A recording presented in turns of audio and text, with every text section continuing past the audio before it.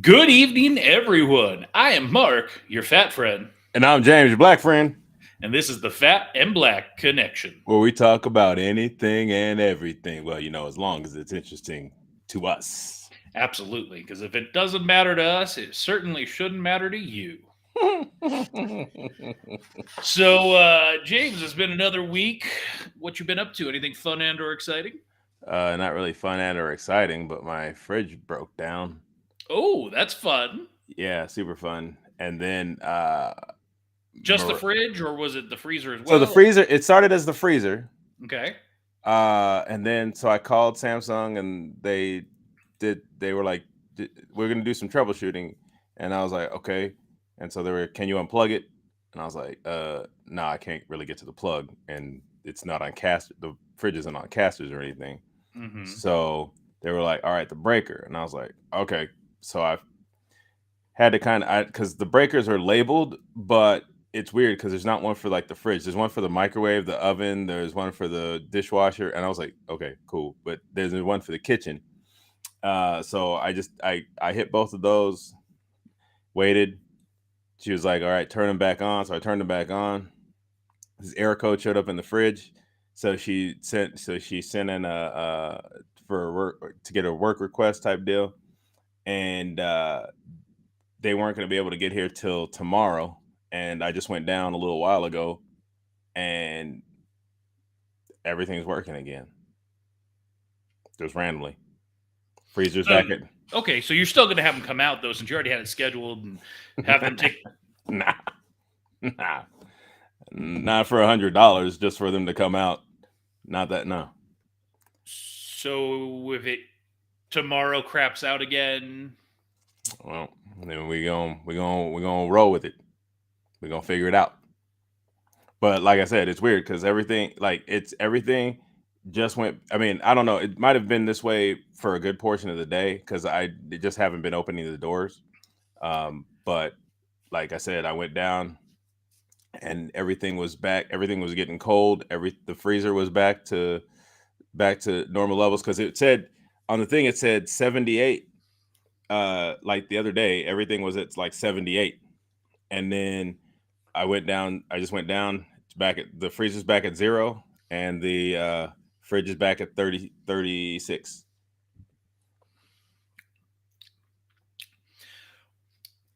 All right. Well, you know, Godspeed to you. I hope your refrigerator doesn't crap out tomorrow. If it was me, I would probably still keep the appointment. Yeah, it's $100, but Now with these people were like, it was bad, bro. It was just bad business dealing with these people. So hopefully I don't have to. I mean, like I said, hopefully it doesn't go out. But I have something else that's well, I gotta wait for. So if hopefully it doesn't go out for another few days.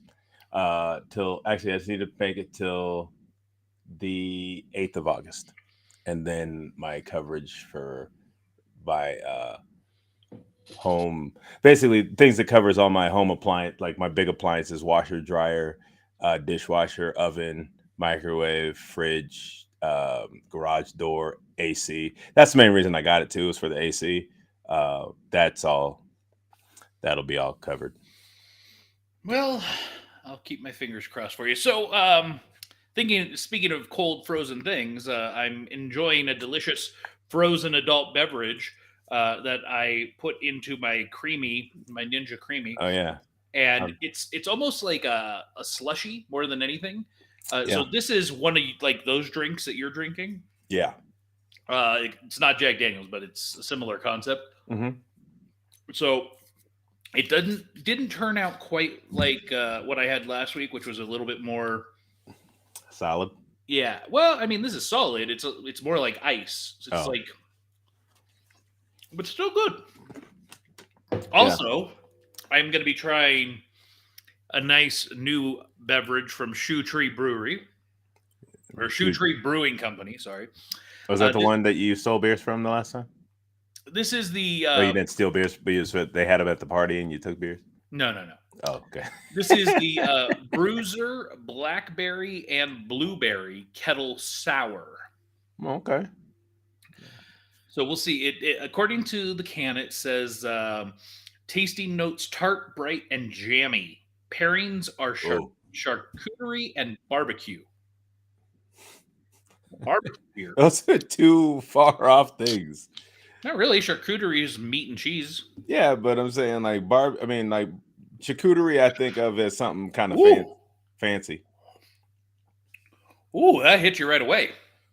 Oh, just the smell But or the the taste? flavor, it's like Oh, just it's like bam, a punch you yeah, right in the mouth. yeah, it's like a quick backhand or something. Yeah, that's crazy.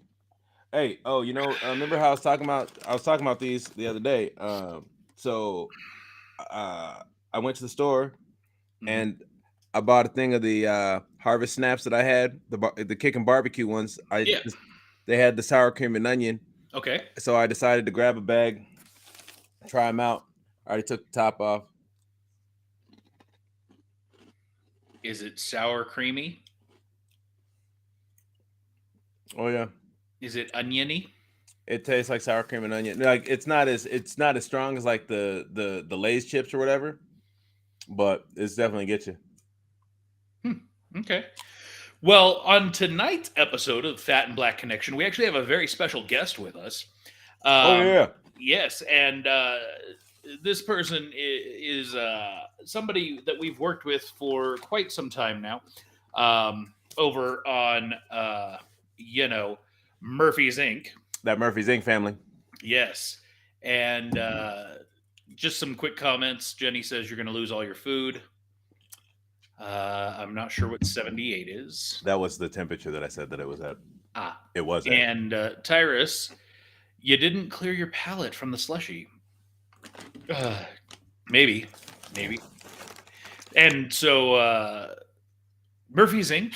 Is this fantastic show that we produce. It's a time traveling heist show.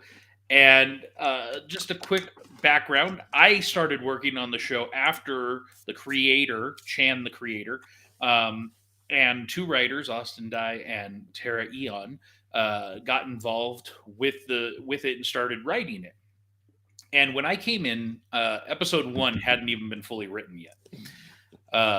And so I feel like I came in very early, but I didn't get super involved with the creative until late in the season, really moving into season 2. Yeah. Where now we are in a season 2. It's 2.5 times the size. Season 1 was 6 episodes. Season 2 is 15. And so we And season 3 is going to be even bigger. I'm just kidding. it actually probably will be. And yes, that's right, folks. I guess kind of announcing now there will be a season 3. We're already in development on that. I've already secured writers for season 3. That's right, Angela. Super sized seasons. Angela Covarrubias from Newark days, elementary school days. Going way back, the Wayback Machine. Way back at the time. Yeah, like 3rd grade. Sheesh. Yeah. Still friends, huh?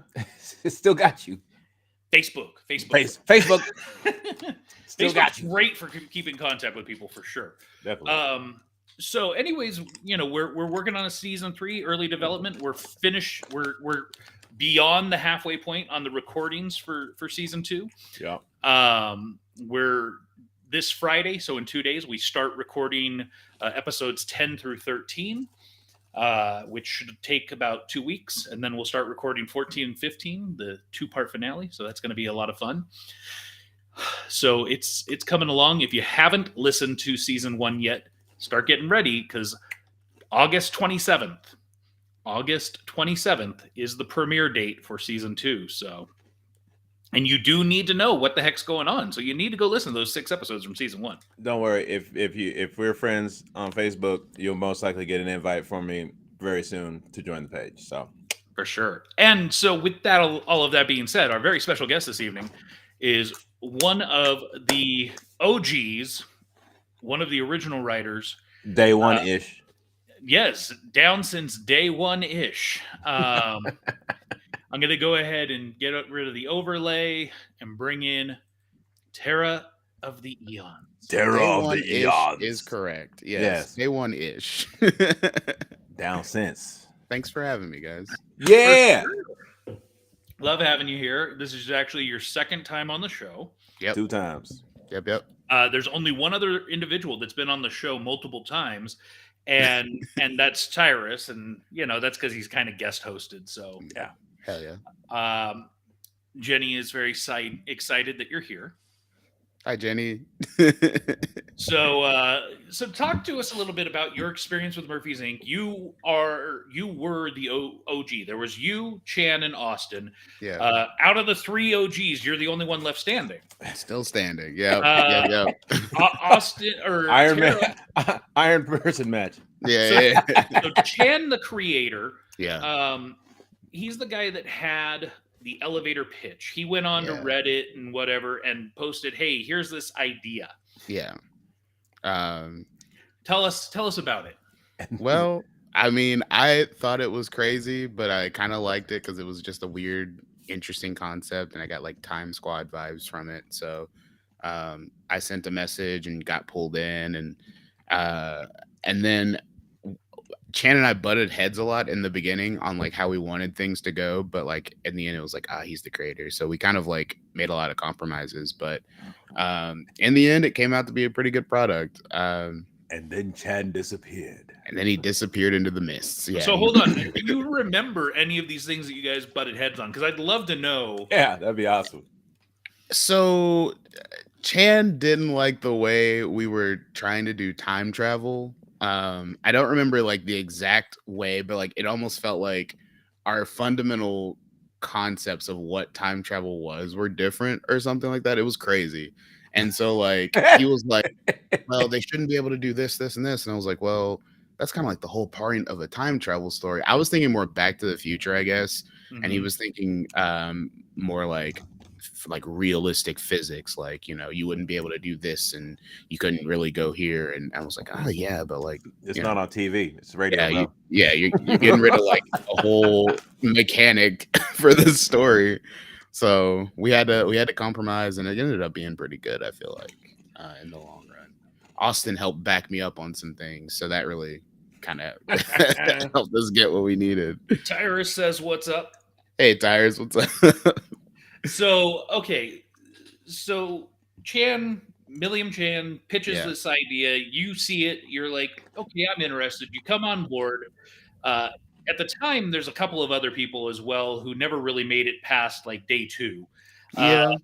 They were around, it seems like, for maybe a hot minute. Yeah. Maybe 2.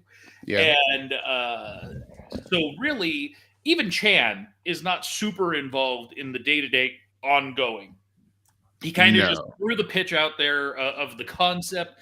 You and Austin took the ball and ran with it, and wrote the 6 episodes of season 1. Yeah. It was like 99% me and Austin. I remember Chan wrote like a couple of lines, I feel like. In multiple episodes or just the pilot? Just the pilot. But, and that's not to be like, oh yeah, I want all the credit, but like he, just it is what it is. Yeah. But he didn't do any like a whole lot of the writing or anything, but he was around to help with like some of the like concepts, managerial stuff and like getting things together a little bit. I feel like it was, I mean, and then Mark came on and here we are. But he was helpful. He was cool, and it's his idea. It's his baby. Like at the end of the day, it wouldn't be here without him. It was his baby. Let's be clear. Yeah. Because while I will always give Chan credit as the creator, he will always be credited as the creator. For sure. Season 2, he had 0 involvement with. Yeah. Like I said, the man disappeared. Yeah, he up and like ghosted. And I've spoken to him since. He's alive. He's well. But life happened, and he had to make some major changes in his life, and it wasn't a priority for him. So now here we are in season 2, where season 1 you wrote about 50% of season 1. Yeah. How much would you say you've written on season 2? Not a lot. I did. I did some of the editing for some episodes, but like as far as writing goes, the last 2 episodes really, I would say are like, yeah, I wrote those. Um, they've been heavily edited, and I like that. But I put the words to paper for the last 2 episodes, I would say. So then, what would you say you're doing now on season 2 that's might be different, or because obviously you're, I would say, as equally, if not more, involved with season 2 than you were with season 1, but in a different capacity. Yeah. I mean, I would say this time around it was a lot of like trying to manage the writers, the new writers, trying to like figure out, okay, I need you to write this and blah blah blah, like trying to just like be the middleman, so to speak, from editorial to the writers. And I still do the assemblies. I didn't do the assemblies for the first 4 episodes, but every episode after that, I'm doing the assemblies on. So much more on the back end of things this time around. And you are directing some episodes. Oh yeah, and directing. Oh yeah, I forgot. I also direct. Yes. Yeah, writer. Oh director, right, I did. producer. Yeah, that was me. I did that. I do yeah. things. I do things on the show. And so Tyrus says, and I'm going to read it as it's written, straight up: if it wasn't for Austin, Tura, and Mark supporting an idea I had, season 2 is going to be crazy. Thanks for the love, guys. I'm excited to hear the final product. Oh yeah, it's gonna be good. That's right, folks. We let Tyrus write some stuff. He did a good job too. He did a hell of a job. Yeah. Better than what he just wrote right there, because that was. Yeah, that what he. Well, no, you got to remember, a lot of Tyrus's stuff gets edited by me. So Fair. Editors are essential to the writing process. for Fair. sure, for sure. At least There they're- has- apparently the not editors been- aren't on strike though. Yeah. so one of the yeah. biggest differences, and we'll talk about that. We'll talk about that. So one of the biggest differences between season 1 and 2 is in season 2 we had many writers, right? Season 1 Yeah. was just you and Austin. Yeah. Season 2, you've got Ashley Dean. Yeah. You've got Darren Joe. Yes. You've got Sebastian Andrade. Yeah. You've It's got the first time I'm hearing some of their last names. you've Yeah. got yourself there, Eon. Yep. You Austin had wrote. Austin, who Yeah. wrote a little bit for season 2. You've got Tyrus Rayner. Tyrus. Yeah. You've got me, Yes. which Mark Heldman, I am not a yes. writer, but I think I've actually done some decent stuff. And even Um, James wrote a couple things. Did you, James? Oh yeah, Oh wow! All right, Some of- everybody some of those- contributed. No, some of Yeah. those, Don't say what they are. Oh, but some yeah, of the but end scenes. some of the Oh, yeah, I know. Okay. that Okay. that was me. Okay. some of All them. right. Again, highly edited by me. Not all of it. Like the ones that I've seen that I wrote actually are there's some very minute changes, but nothing. Everything else is pretty much all there. Nice. Tyrus giving us an excuse that he's in a bus and trying to eat. Give him some slack. So no I feel slack, no slack, no slack will be given. No sleep till Brooklyn. That's right. Hey. So in season 2, we've talked about it here on this show before, but Yeah. in this season we have multiple time periods that we're going to, different MacGuffins, things that we're looking for Yeah. or trying to steal, if you will. Yeah. Without giving plot away, would you say that there's an arc in the series that is your favorite, or is there a certain aspect of the show that you're really excited for the audience to get to take in? Favorite arc. I don't really have a favorite arc. I like all of them pretty equally because, like, That's such a parent answer. I know, love all my kids. but it feels like an anthology series at this point, almost, of like the same crew, just with different flavors of like writers coming in. I really like it. Gun to my head, I'm gonna say the one I wrote, maybe. There you For go. the 2-part finale. Yeah, the 2-part finale. But like, Okay. I don't know. And there are a lot of through lines. I mean, we do touch on some of the stuff that was set up in season 1. We kind of continued some of those arcs coming in. And there's a lot of like, I would say it's a more character driven season this time around. So there's a lot of like character growth that I feel like is played with and kind of followed through on, and it's just fun to see how these characters interact with each other. We get some new pairings that we didn't get last time around. Oh, yeah. Yeah, That's for sure. Yeah. yeah. So, okay, out of the OG cast, if you will, the main cast, who would you say is your favorite character, and who is your favorite actor to work with? I feel like I'm being. I feel like I this love is gonna be them used all for equally. blackmail. Yeah, I love everybody the same. No, character. Oh, that's a tough one. Who is my favorite character? I like Philippe because he's so dramatic. He's just off the wall constantly. Like there's no like sometimes he's a little more subdued, but usually he's just like clapbacks, There's one snappiness. for Philippe and one for intern 2. Intern 2. Also, Intern 2 has an arc. I love Intern 2's arc this season in the when we go. I love that. So If only the actor wasn't so difficult to work with. I'm telling you. Guys, So who's your Trouble. favorite talent to work with on Murphy's Inc? Who's the one that, like, okay, you look at the schedule, you see this is the person you're working with today that you get excited about working with? Kirsty. there's a couple. I mean, Kirsty's always fun to work with. Kirsty Jenny's Harrison, cool. who's the voice of Murphy. I love when Jenny comes in. She's fun. Jenny, who is the voice of Daphne. I think it's back to Philippe. I love when Quinn comes in. Quinn is just a goofball. He's always laughing and giggling. It's infectious. That's always fun. His voice is ridiculous. Yeah, it is. Absolutely ridiculous. But I mean, not to be the parent, I love everybody. I've said this to like multiple people. Like whenever I get off a call with you guys, or like I get off of a recording session I directed or anything, I'm always like, I really love the people I work with. Like I'm just happy to like be in the presence of such talented people. Genuinely, it's pretty nice, man. I need more of that in my life. For sure. For You sure. get to And be we're in the room working where on it it. happens. And Tyra says, no spoilers. The arc that Ashley wrote Good point. is season 2's best, in his opinion. Not It's a gonna good lie. arc. It's a real good arc. That girl could write, bro. Oh man, yeah. That girl could write. So season 2, the arc he's referring to, and again, I'm not going to give anything away, Right. is later in the season. Yeah. It's episodes 10 through 13 when we get there. So Which I'm directing. All of our so- writers can For the write most though. part. All of our writers are like pretty good, pretty solid writers. Yeah. No complaints.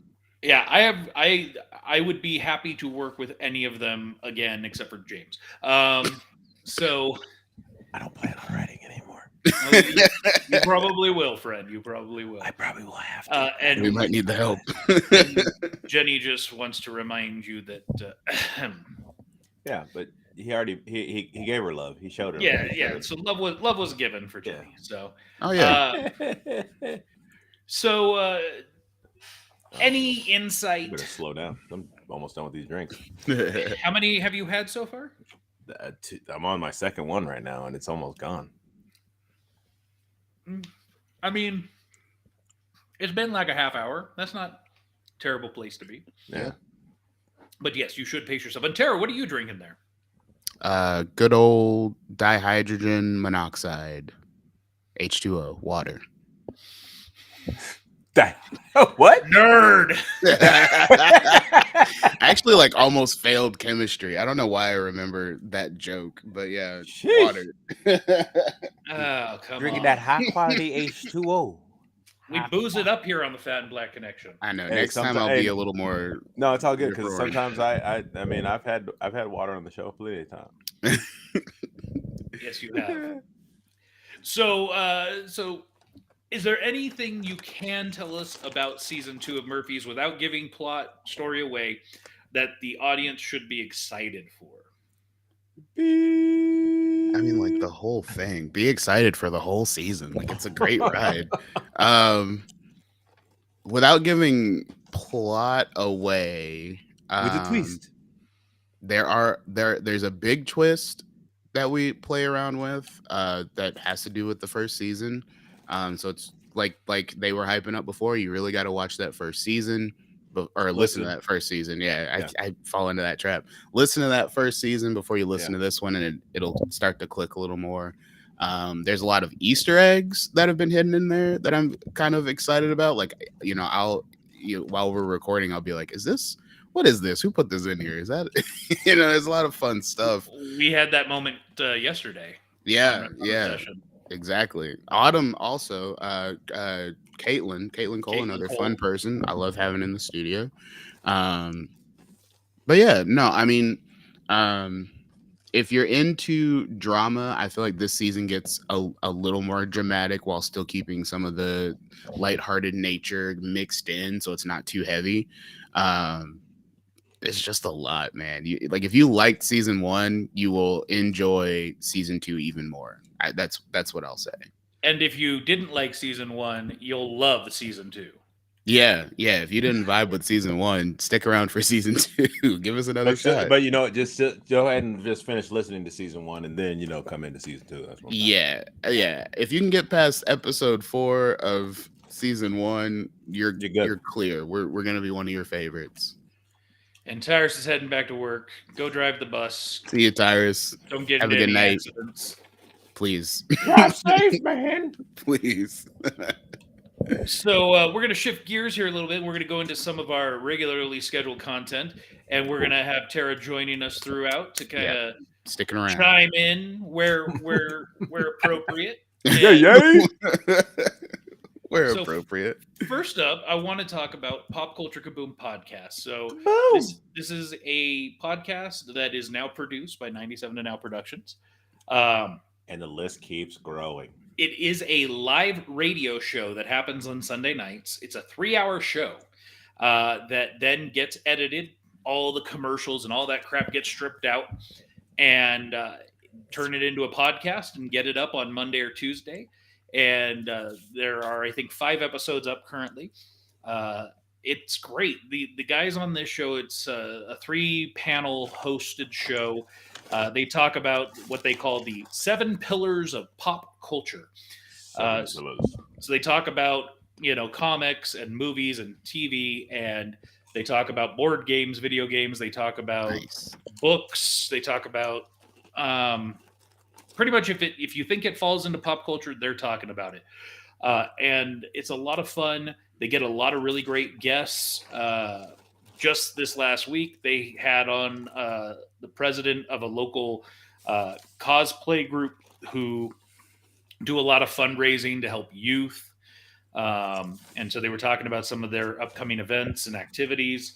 They also had on the president from the Cordilla Film Festival that's coming up in the very near future. Oh, nice. And where they're going to be screening and having over like 150 films and panels. And so that's kind of cool. Are they like full-length films, or are they short? Like short? Probably a mix. I have no clue. Okay. So, they have a lot of great guests. So I highly recommend, if you haven't, go subscribe, give them a listen. With all the commercials getting stripped out and everything, it comes in at around, 2.5 hours. So it's a lot. So but the nice thing about a podcast is you don't have to listen to it all the way through. You could do 30 minutes here, an hour there, whatever. So And it's already up on Spotify. It is. And stuff. Oh, cool. Yeah, I'll go it is. subscribe right now. Actually. Yeah, please do. Yeah, Murphy. Actually, I just found Murphy's Inc. on Amazon now. Nice. That was exciting. Yes. Big time. So we're going to throw the warning up there for you all. Drop it in.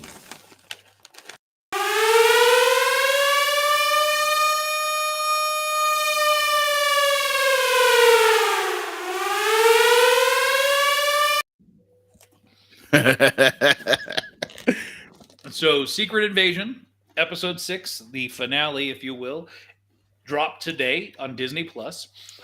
And we got to talk about it for a couple minutes. Yeah. So I'm interested to hear how this goes because I'm not in the sphere right now. So I'm still like, Well, I'm an then outsider. Enlighten me. I'll get you caught up a little bit to date as to what's happened Okay. in the series. So Nick Fury comes back to Earth. Cool. He's been away. He comes back because he has been made aware that there is some ish going on that's bubbling up. Okay. That there is a group of rogue Skrulls that have started infiltrating high levels within government, and The scrolls. yeah. So he comes back to Earth to try and handle the situation.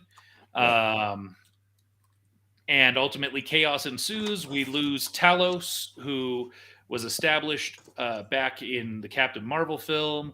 Okay. And he's there. He gets offed, unfortunately.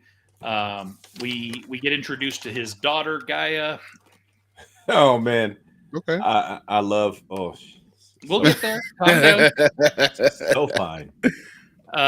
So what's the actor's name, James? What? The actor who plays Gaia? Oh, that's it's eluding me right now. I know her name, but I just can't think of it. I know her name, but I can't think of it. Okay. Yeah. But she's so fine. Targaryen.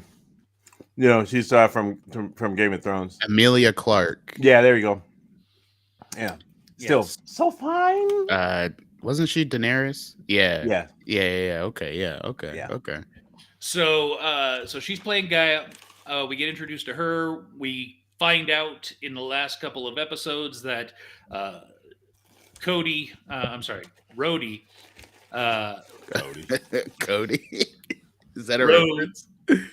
Yeah. No, I was going to say okay. Cody Rhodes, but I was like, that's not right. Cody That's not right at all. Rhodes, the American Nightmare. Yes, Yeah. this is not WWE. So we find out that Rhodey has actually been, in essence, kidnapped, and there is a Skrull in his place. Yeah. Oh, that's I don't big. know how that happened. Yeah. So we get to Backstory the there. Yeah. So we get to the finale. The president the president of the U.S. had an assassination attempt on his life. Nick Fury saved him, got him to a facility, and Nick Fury decided, all right, it's time to end this and go after the lead rogue Skrull, if you will. Mhm. And we get the big head fake because we have the scene where Nick Fury comes onto the base where the lead bad Skrull is, and this base is on a radioactive area in Russia Oh, where it doesn't affect the Skrulls, but obviously negatively affects humans. right. Right. And, Yeah. and so Nick Fury is feeling the effects, having a hard time breathing, a lot of coughing. Goes to talk to the lead Skrull. They have a conversation about how he's failed them. He should have helped them find a planet. Yada yada yada. And ends up giving over the DNA of pretty much almost every Avenger we've been introduced to.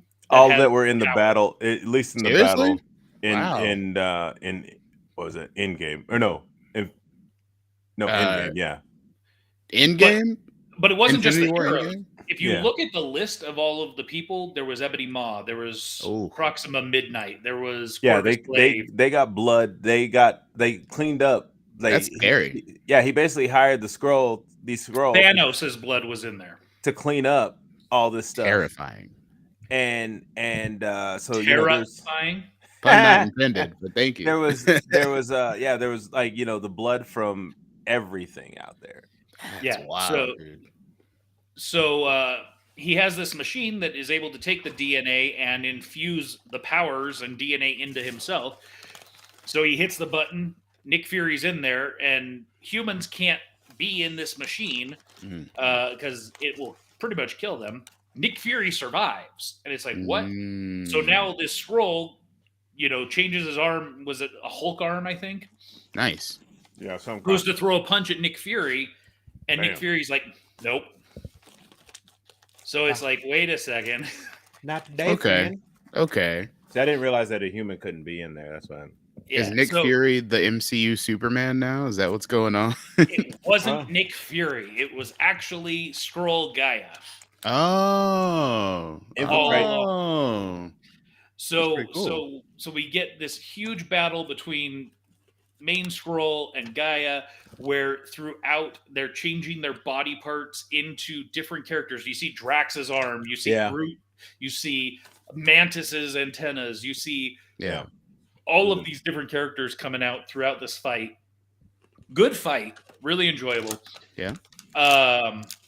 Gaia ultimately, we believe, wins with Yeah. As far as we know. We believe. yes. Okay. Um, and we end the series pretty much with the president of the United States making a very bold statement that anybody that is an off-worlder will be considered a combatant, and we will find you and kill you. Jeez. We know how to find you, and we will kill you. And that starts a whole just. That's a big mess. deal. That's a lot to say. That's a lot to say on any level. Jeez, Yeah. that's a lot. Wow. Yeah. Yeah. And it turns out not to be so good because he even says they're not only taking out Skrulls, they're taking out humans.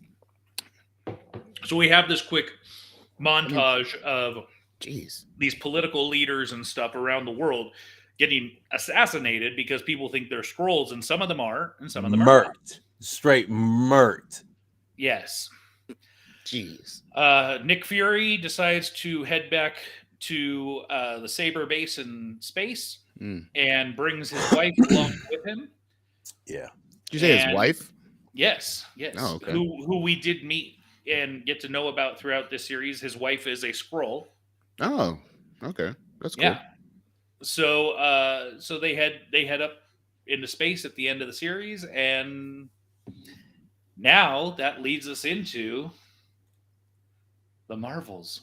I'm not gonna lie though. Oh. I was like for pretty much the fight was the only actually the fight, the kind of conversation that Nick Fury has with the president, like all that was probably the best part of that entire thing. Like overall, I was kind of overall the series, I'm okay with it. Yeah. As a season finale, I was a little disappointed. What would you have liked to have seen? I don't know. I just felt I like the way that the fifth episode ended. It almost seemed like this was going to be even bigger. But you know, like I understand what they did. I mean, I understand it, but at the same time, I'm just It's like the lead man. up. Man, like because the way like episode 5 ended, it was like, ooh, this is gonna be. He was making a phone call, and it was like, you know, it sounded like he was gonna get some more people in there to help out, and just didn't really happen. But So you like I got to said, remember this overall whole, as a series, I'm cool with it. But as a season finale, it was a little disappointing. you got to remember this whole thing is leading up to Secret Wars, which between what's happening here with the Secret Invasion and what's going on with Kang and his aspect is going to lead to Secret Wars, where it's going to be multiple dimensions engaging, as well as continuing probably a lot of the subplot here. We're talking 2015 Secret Wars, right? Yes, Not the Beyonder Secret War. correct. Okay. Cool. Yeah, so they already announced that the two upcoming Avenger films, one is the Avengers, the Kang Dynasty, and the other is the Avengers Secret Wars. So Okay. Very interesting. interesting. You know, actually, I've been having conversations about this though. I'm not sure, especially like especially with DC, and I think we talked about this last week. I feel like the superhero genre is almost done, man. Almost done? What do you mean by that? you're talking about like from the film perspective. From the film perspective, like I think if they can continue to make these these series, like these series that are very cinematic, very they draw you in. I think those will be just fine because then people can watch them at their leisure. They're not they're not trapped in the theater for like 3 hours, 2.5 hours, whatnot. Yeah. But with this, I think if they can make some really good quality shows that continue the story and then come out with a film. I mean, I know there was a couple people that I was reading an article today that said now there's almost too much to where you actually have to watch series in order to understand what's going on in the films. and yeah, I get that, and I understand that Disney Plus is a subscription, and so it makes things a little bit harder. But I'm like, yo, if you're in, you're kind of in. I get that. As You someone who's know? not in, I feel that. I get that. Yeah. Let me ask you, and this isn't to be a contrarian or to be like a jerk or anything, right? It's a fun conversation. Do you think that there is like an actual end game that can be reached? Like, how far can you go in the multiverse before it's like, Too what much. do we do That's a now? problem. That's a problem because if you'd say multiverse, I mean, yeah, it's okay. it's But at that Infinite, point, we're right? just doing what if, right? right. But Which is being like I said, done. if they Right. if they do stuff like what if they do things like, like you don't like you could kind of in the movies if you Yeah. per se, but if you come up with stories that are intriguing that Mhm. have a through point a throughput I should say that's like Miss Marvel. Like I didn't know if I was gonna like that. Like Mark Yeah. said, it's a teenage girl. I don't and she's and she, and she's also a Muslim woman who I don't understand Right. You're not from the that culture. whole Right. religion and everything, and I don't understand. But it helped. It showed you and gave you an understanding of what this girl is going through. So you actually felt for her. If you can give me a series that makes me feel for these characters, that makes Yeah. me want to continue a quote unquote relationship with these characters, I'm all for it. You're good. We're good. I feel that. No, I feel that. So I don't necessarily need a movie for it. If you can give me those kind of series that have multiple series and whatnot, or Yeah. seasons, Yeah. I'm okay with that. Well, and that's what's interesting when you look at a lot of the films that have been made in the last 15 years now. Yeah. Um, Yeah. Actually, yeah. They're really drawing their inspiration for the films from the last 20-ish years of comics. Right. They're not drawing from the golden age. They're not drawing No. from the silver age. They're drawing from the last 20, 25 years. Mm. And I'm not saying there's anything wrong with that, but what that does mean is that there is all of that other material out there that has been very much untouched. Yeah. Yeah. So I would love to weird. see. I would love to see that. What was that one that came out where it was all the X-Men, but basically, or it was all like the Marvel universe, but basically the Nazis had won World War II. And like Red Skull was in charge of the United States and stuff like that, and it was still. I vaguely know what you're talking about. Yeah, I can't remember the name of it, but like It escapes me. Yeah. that is one that I'd be totally down to see. Like, yeah, I mean, I'd even put up with like 3 movies for that, or something like that. I can't remember. I literally can't remember the name of it, but I remember just looking at some panels from it, and I was like, "Yo, At this point, crazy." And that very well could have happened, but Hugo Weaving sucked and was like, I don't want to do Red Skull anymore. I was about to say, didn't he only do one movie and then he wasn't? Well, he did. He ended up. Did he do Infinity War? Was he that? He ended up coming. I thought. No, was it him? No, it was somebody else, wasn't it? Yeah. Yeah. No. Because he was like, I don't want to. Yeah. Stupid. Yeah. Yeah. That's as talent, I would be like, come on, that's a good role. Well, even as what's his name? That's why Mark Ruffalo ended up taking over for the Hulk because Edward Norton. Norton was throwing a creative difference, throwing a hissy fit. Yeah. I mean, I understand creative differences. Don't get me wrong, For sure. but like if it's something like that, I mean, these are. I That's mean, I don't. big Maybe character. they didn't understand how big it was going to be. Yeah. Well, yeah, because like when Edward Norton was playing the Hulk, Iron Man had just come out, and nobody really knew Iron Man before then, outside of like diehard comics fans. You know what I mean? Well, and they came out pretty close to one another, so likely it was happening before. I think Edward Norton filmed everything before Iron Man even released. Yeah. So I mean. Yeah, that makes sense. I mean, and the thing is, I mean, like, I don't. I mean, maybe I guess just again, I just don't think he it was the creative differences thing, yes, but Mhm. also at the same point, sometimes it's like, you know what? I'm not sure how. Let me ride this out. Yeah. I don't know. You're Yeah. not getting your refrigerator looked at tomorrow. That's what I'm letting it ride out. I'm letting that ride out. Kel D checking in. They should do Asteroid, M. M. Ooh. That's a throwback. That's a throwback. Ooh. I That's would watch. that's what I think they need to do with well, not Asteroid M, but I mean that kind of, I guess it falls in line with the X-Men, but Yeah. with Geonosis. Oh yeah. Yeah, I mean, I would love to see something they do. I would love Yeah. to see something along those lines. The wedding, which was a big thing growing up. Back to your point though, James. I feel like at this point, we should, you know, as far as like the engagement goes, I feel like the movie theater side of it is kind of like drying up a little bit. Yeah, I mean, you can see from the box office. I mean, you can like the box office alone is telling us that the genre is kind of dying off.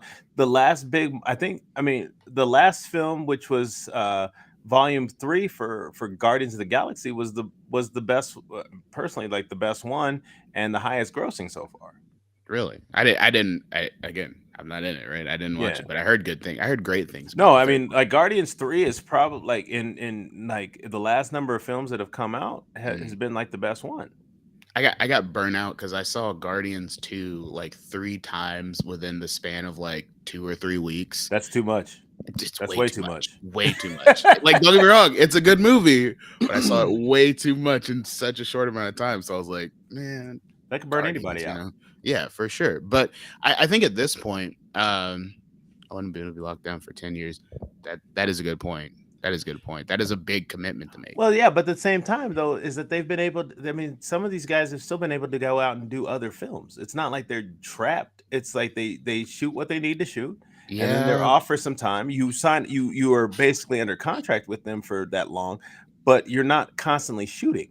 What if you get typecast, though? That's the problem. Yeah, but I mean, the problem is if you're. Yeah, I mean, that's hard. But I mean, even some of the people who've been in it so far, I mean, they've gone out and done other roles that have kind of, at least, you know, you go for, at that point, if you feel like you're going to get typecast, what do? You look for work that's going to make you work. It's going to make you stretch and give a different side. That's kind of what Tom Holland did recently, right? Right. With that thing that went all over the internet. Tom Holland's doing that. You got Olsen, Elizabeth Olsen. Yeah. She's done some stuff recently that's a little bit, you know, now don't get me wrong, I haven't seen these films. I've seen clips of said films, but it's stretching her. So that she could to do more, unintended. But I was trying not to. She's trying, you know, she's basically reaching outside what she has been playing. Yeah. So it's one of those things that if you, I mean, and as an actor, I think you constantly want to be evolving, anyways. So yeah, no, I disagree. If I could find a role that I could lock down for 10 years, guaranteed money, I'm fine with that. Oh, that's interesting. Don't get me wrong, but at the same time, once that 10 years is up, you're going to still want to do work? Am I correct? Sure. And I'm not worried. You know what? If I got typecast into another similar role, I don't care. I'm getting work. I'm getting paid.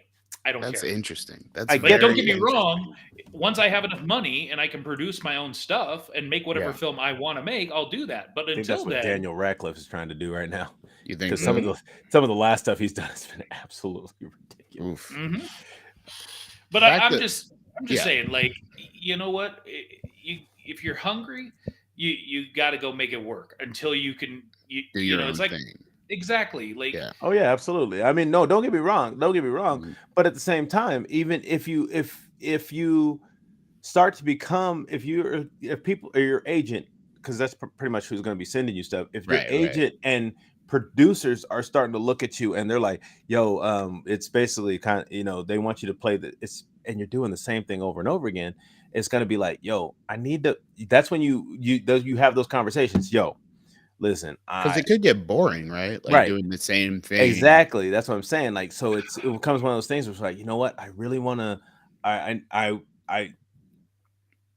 want to try something different. I want to do something a little bit different, like that's outside of, maybe a little bit outside of my comfort zone at this point, due to the fact that I've gotten so used to this character.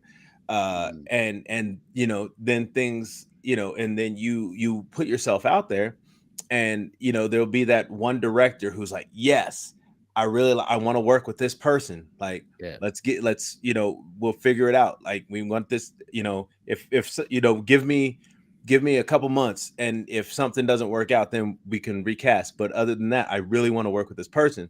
Yeah. And it's going to take that director, it's going to take that producer, it's going to take somebody that is willing to be like, okay, you know what, we're willing to take a shot on you. And that's what's able to help you get out of said slump, if you will. Right. I got you. Yeah. I respect it. I respect I respect the hustle. Yeah. Man, as I'm not an actor, so I don't have that side of that perspective of things. So it's interesting to hear the two sides, of this conversation here. That's because listen, I had this conversation a number of years ago about soap operas. Yo, if I could get on a soap, I'm good. Because that's for the most part, I mean, that's steady work. I mean, on like Young and the Restless, that dude, like, what's his name? He goes by, I know his character name is Victor Newman, but that dude's been on there like since the early years. Still going, and the man's still making money out there. Yeah. So it's like, yo, as long as you don't get killed off, right? And even then, you could probably come back. It's a soap. Like they have no twin real, brother. Yeah, they have no real rules. So I'm saying, like, the thing is, like, yeah, if I could get work like that, cool, I'm gonna take it. But even some of these people from soaps have been able to venture out, and not okay. Let me don't a very few. A couple. Few. Yeah. There's a couple that have been able to get out of that and turn that into very lucrative film careers. I feel it. Nice. Film and other TV show careers. So I mean, it's not that's not to say that I wouldn't be opposed. I wouldn't be opposed to being on one of those.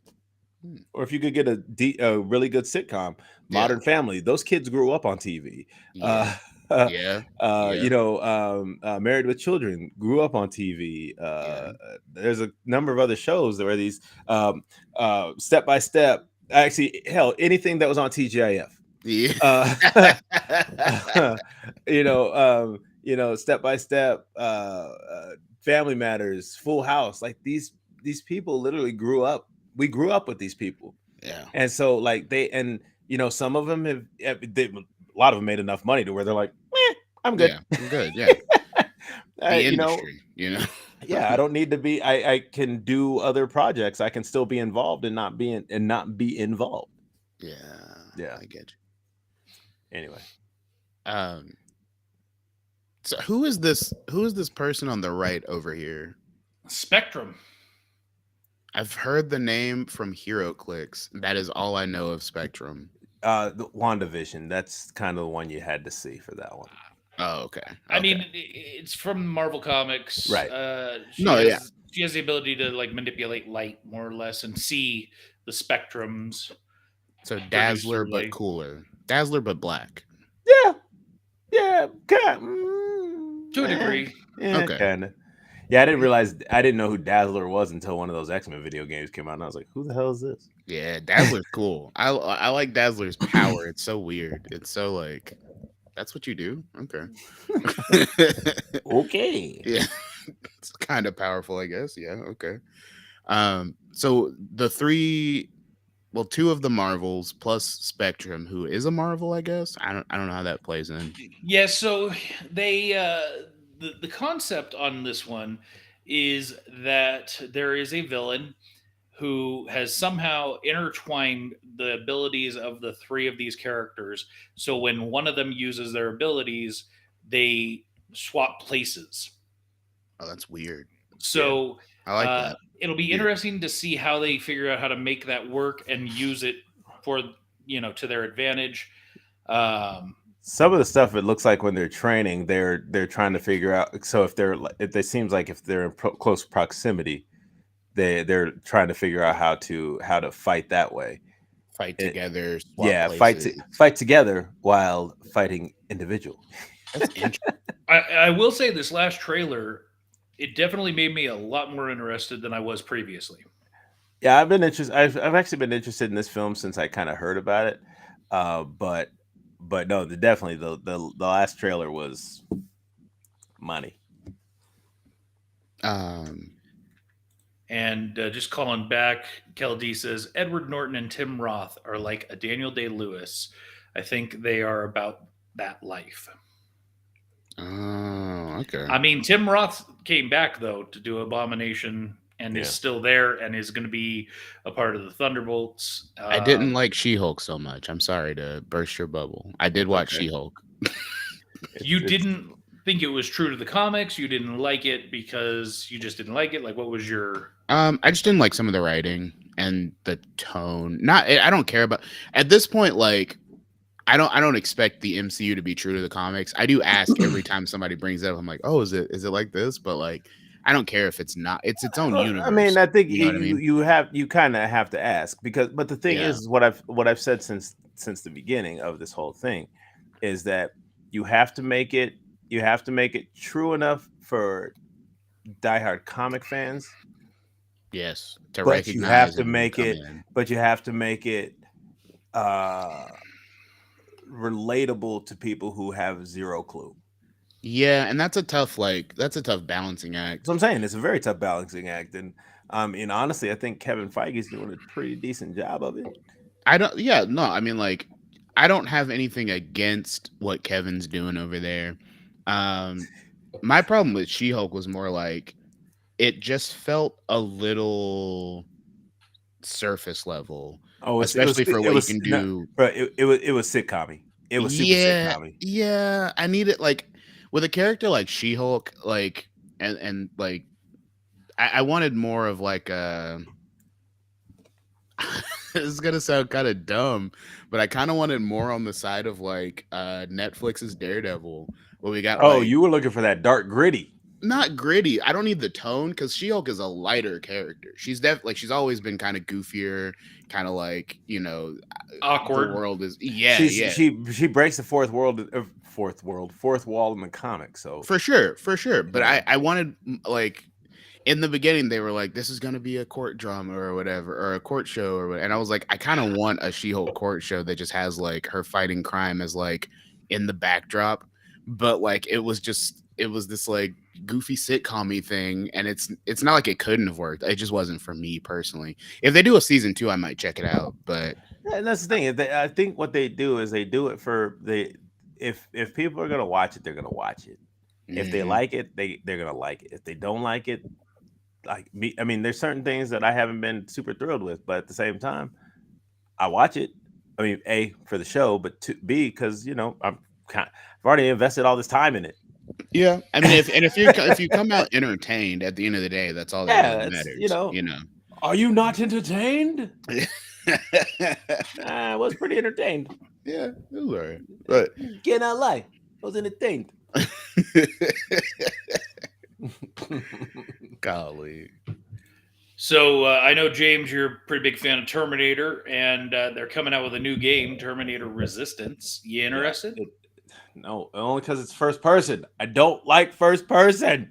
Me neither. Well, what if it has the option to do third person? If it has third person, then that'd be sick. Maybe I'd be interested. And actually, it looked. I mean, the one thing that I saw on there, which has never been done before, you actually play as a Terminator, which was actually pretty dope. Not gonna lie, but like again, just if it wasn't first person, I'd be. I mean, like I said, if they can go into third, I'd give it a shot. If it's only first person, not for me. Like I could understand, like if certain vision aspects of it is first person, I can dig that. If like because they do that on games all the time with like the sniper weapons and stuff like that. You have to you kind of get pulled into almost a different view. But and I'm okay with that. But if it's strictly first person, not my type of game. Fair enough. Netflix released the trailer for Depp v. Heard. At first, like when I'm just not interested in this because I didn't really care about the case. But when I was looking at this and I was like, wait, is this actual court stuff or is this like them making Like a hiring actors that dramatic look like the two and then reenactment, yeah. reenactment? Yeah. Now, it seems like it's more of a documentary on the case overall from like a media standpoint, from a social influencer standpoint. I just don't get it. I mean, like, honestly, like, I mean, I saw clips about this thing, and like, it would just kind of went sideways and quickly, and so I was kind of like, what? Like, what is going on here? I mean, come on, don't you love hearing the stories about how she crapped on his side of the bed? And no, I didn't hear about that. This feels like a YouTuber commentary channel video, but like with a bunch of budget money behind it. That's really just what it feels like. And it feels like it's coming a little too late because this case is already kind of out of the public. They're trying to rehash it. They're trying to rehash it. I know. It just feels kind of goofy. They had to let it die down a little bit so they could build back up. It was like the biggest watched case since the O.J. Simpson trial. I know, but who has talked about it in the past like 3 months? How long has it been? Nobody. I feel like this was like a year ago. It's been it feels like a late swing. But hey, you know what? Netflix got that paper now, so they can do that. Yeah, it's their money. Well, and they certainly didn't need a writer for it. That didn't. True. That's reality right itself. One of the things they said. One of the things with the whole when the strike started. No. We'll talk about the strike in a minute. Okay. Oh, the strike. And El Jefe Macron, your mom's been talking about for months. My mother is a saint. Don't imagine this is a saint. El Jefe. Welcome back. Only Murders in the Building, season 3 coming. This is a show I've really enjoyed since the beginning. I love Steve Martin, and I enjoy Martin Short as well. I was not a. You tolerate Martin Short? You tolerate Martin? Yeah, I mean he's a little bit harder pill to swallow, but I remember before watching season 1, I was like, I don't like Selena Gomez, but I will say I've grown to accept her. And I will say that the three of them make a very interesting dynamic group. Yeah. Classic playground insults are the best. You're right. That's what your mama said. Oh! Boom, roasted. Oh, snap. Oh, snap. Your mama's so fast, she jumped up in the air and got stuck.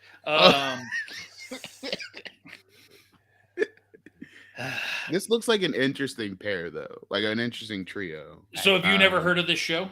No, I've never. No, I've heard of the show. I keep passing over it, and I need to just sit down and watch. Are you like God in Egypt dealing with the Jews? What?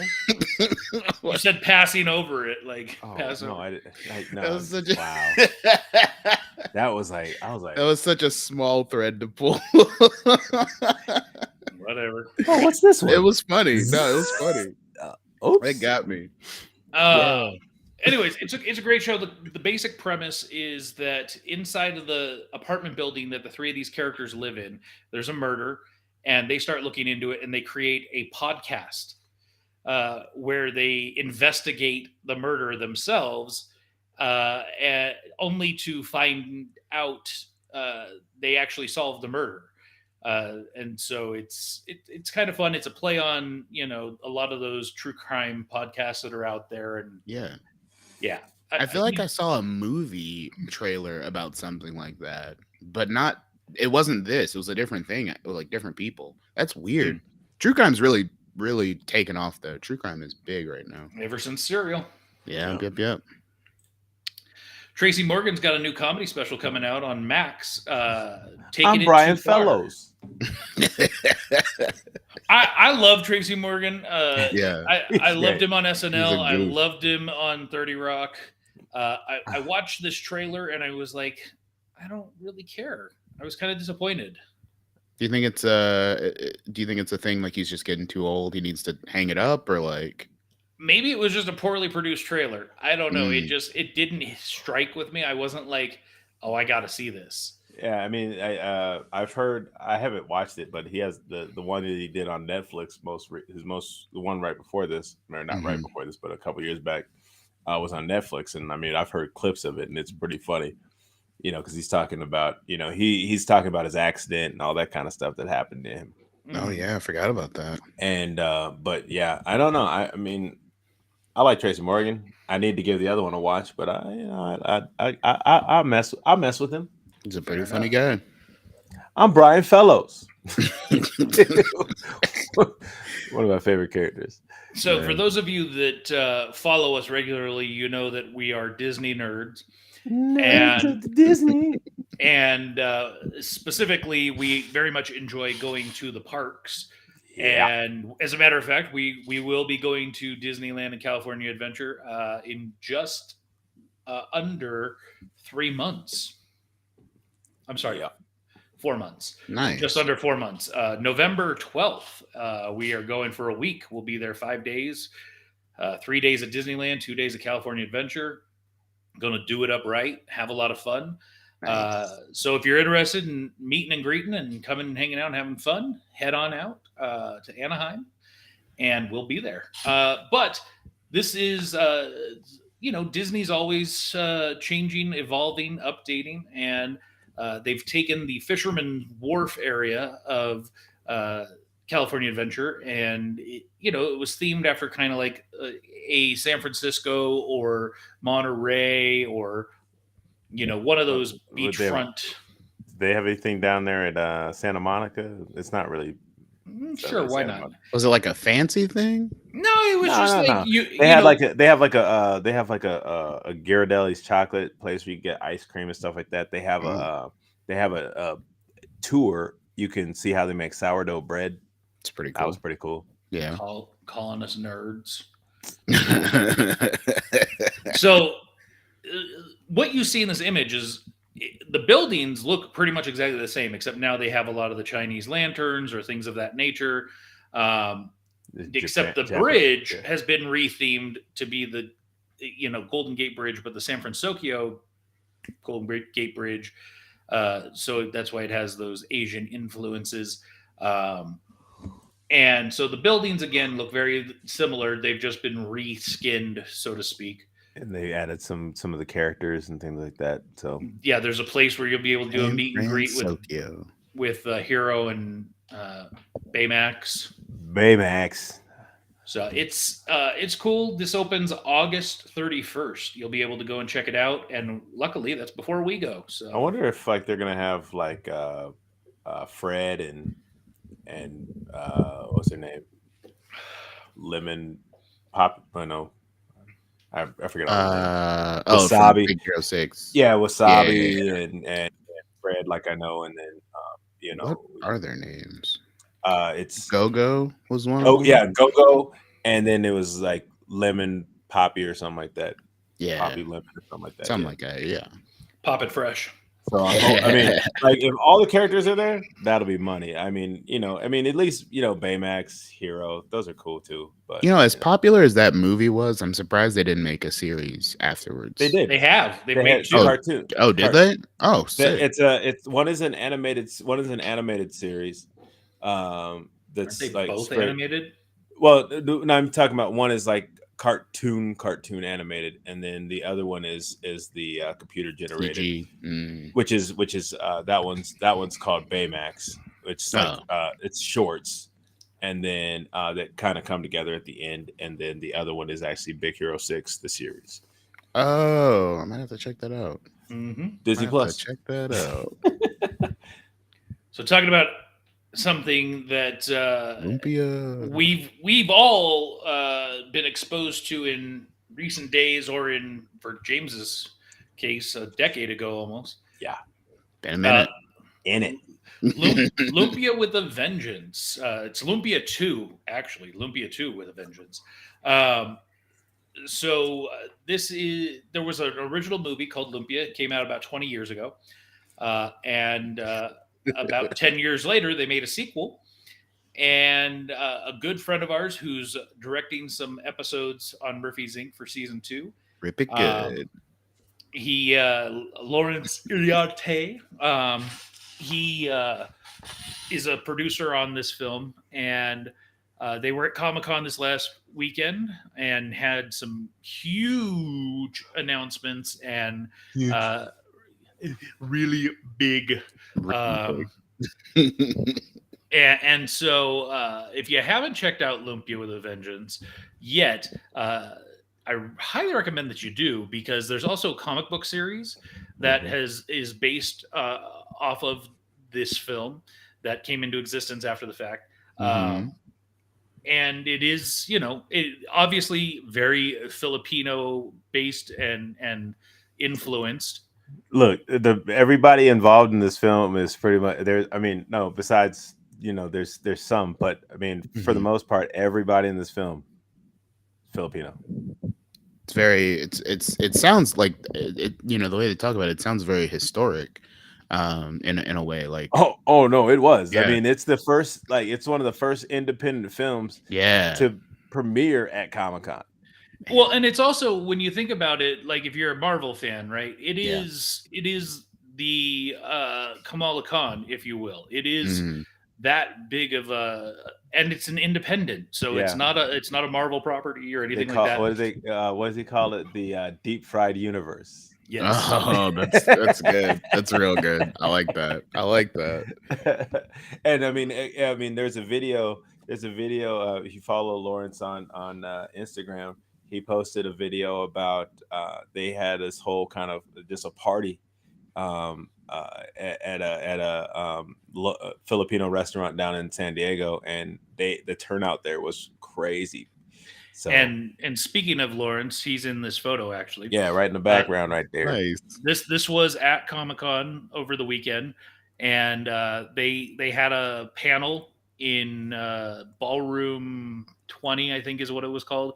Over 4,000 people were in this ballroom to hear them talk about Lumpia and to make some massive announcements, including this one. Lumpia Streaming rights, baby. Will be available for on-demand and digital October 3rd. Yeah. And now, in that last picture you had up, it looked like they had DVDs as well. Am I seeing that correctly? That looks like that's the original. Oh, okay. That's the original. That's cool. Yeah. So and then one of the cool things is that, I mean, I haven't been able. They had an event out here not too long ago that was a Filipino event, but I wasn't, because it was far from, not far, but not close to where I live. Yeah. But they had, actually, it's, if you can find them at some of these festivals and things like that in your area, if they're coming there, they have, like a set, you can get a set of the comics for a bundle price. You can get, like, one time they had the DVD, and then like a couple comics in a bundle, things like that. So, yeah. For maximum effect. 2. Yeah. Hey, real quick, I think we need to just answer this one question right here real quick, because this popped up. Hold up. Are they for reals getting rid of Splash Mountain? This is the most popular ride they have. Super dumb in my opinion. I don't agree that it is the most popular, but it is very popular, but not the most popular. But they're not getting rid of it. They are retheming. Retheming. So what? Tiana's Bayou Adventure. Oh, okay. So Princess and the Frog. Yeah. So going from a generic thing to a specifically Disney themed thing. No, Splash Mountain was based around Song of the South. Is it? Yeah. Is it? That's Briar Bear, Briar Fox, Briar Rabbit. Oh, that's what. Now, granted, I've never been to a Disney park, so a grain of salt. But I know. You live in Kentucky. Yeah. Florida's not. I mean, it's like not 13-hour drive away. That's a minute. That should be like You need to save your money and make your way out to Anaheim in November. Yeah. All right, wait.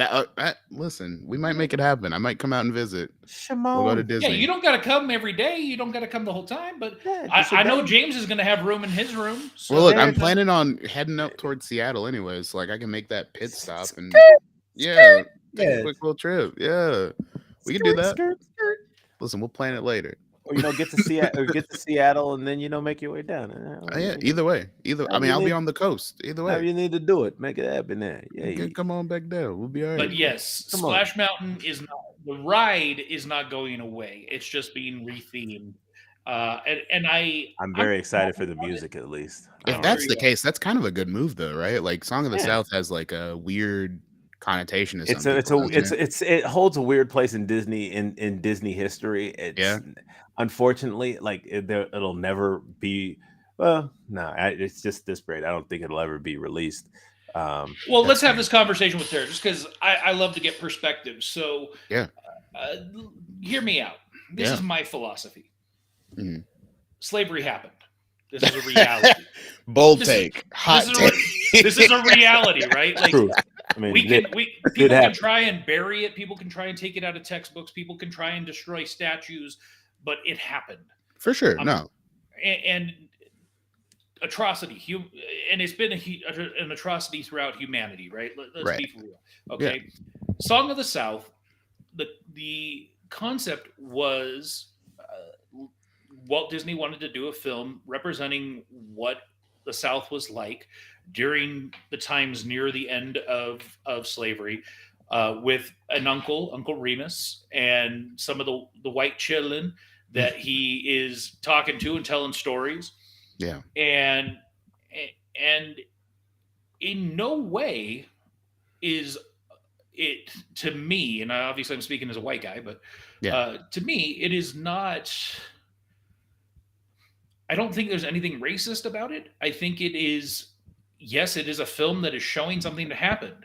Just like in the same as Amistad was a film about slaves being brought over on ships. I mean, Like, Roots, even. Yeah, no. To be fair, I'm one of those people. I'm very much of the opinion that like I would rather talk about stuff like that happened, so we can be like, this is why it was bad. This is why we can't do it again. But it did happen. I'm on the same page.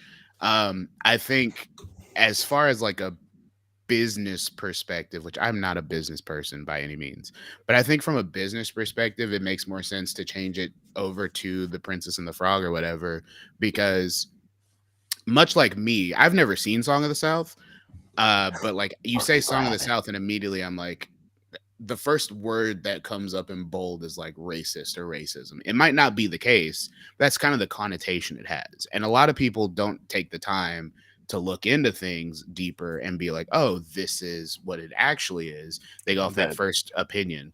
And so to avoid that entirely, let's just change it so that money wise we'll be able to make more money quicker. You know what I mean? I think that's what's going on. I agree with you. You understand business just fine. You understand business just fine.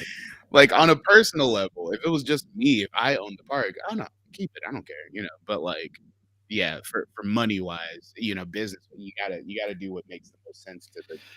For sure, and I would be all on board with that, except Disney has been pressured over the last 10 years to retheme it, and I feel like they're just caving. Rather than like if they had done it 15 years ago before any of that stuff happened, because for whatever reason, I could accept it a whole lot better. If they did it 10 years from now when they're not getting pressure, let's say, I could be okay with it. But but at the same time, I think they're also creating, they're trying to, it almost like they're expanding New Orleans Square, or whatever that area of the park is called, to keep it in theme, which I'm like. So do you think that they're going to have to change that area of the park now, because it's currently called Critter Country? Yeah, I mean, there's still parts. Yeah, they're probably going to change it. I mean, there's still part of it that is. I mean, I think if you Splash Mountain after Haunted Mansion or before Haunted, I can't remember.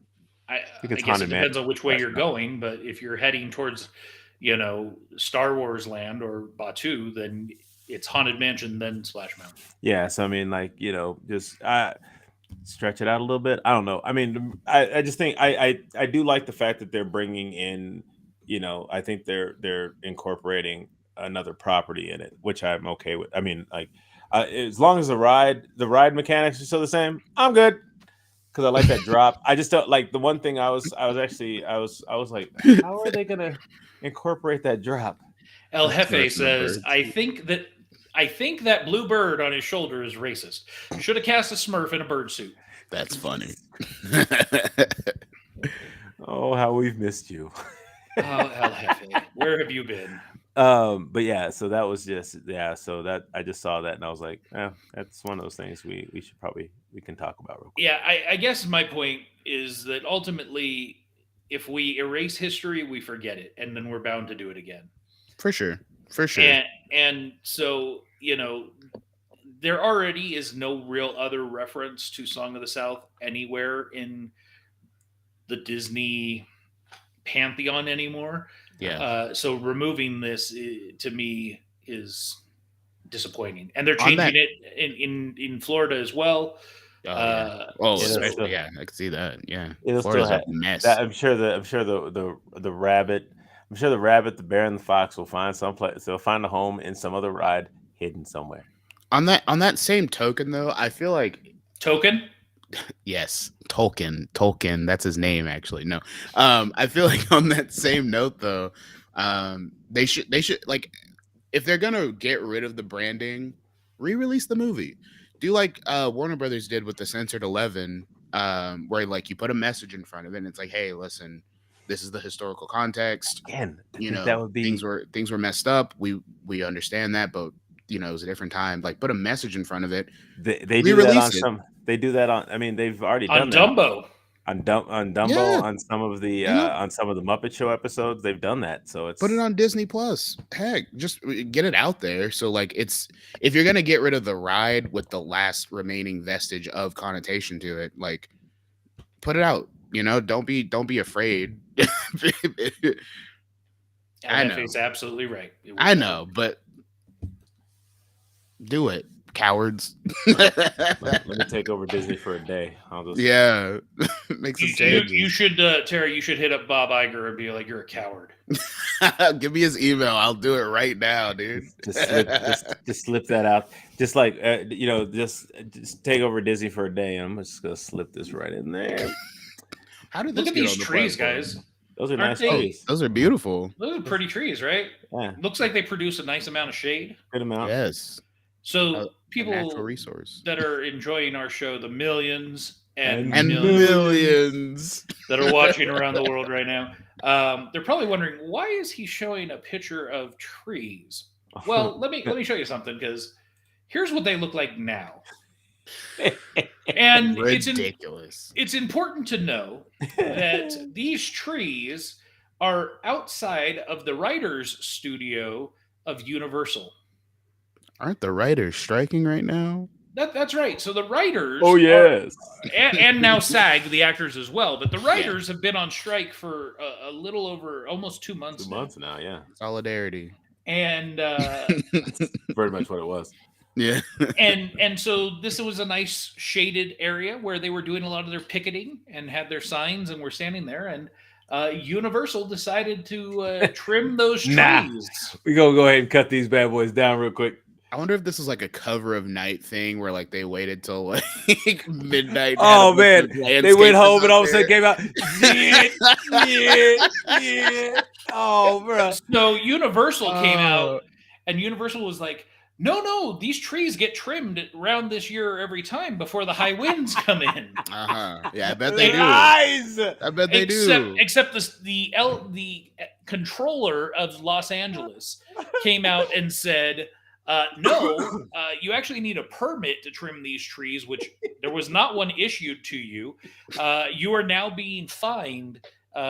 Basically, for every tree that you trimmed without the permit, we're fining you, which, even at, like, let's say $250, $500 a pop, they don't give a crap. It's a drop in the bucket. This is them sticking it to the writers. Oh, Yeah. you need, how much is that gonna be? Here's a check. Here's a bottle of pennies. Yeah. Don't let the door hit you with the good Lord split you.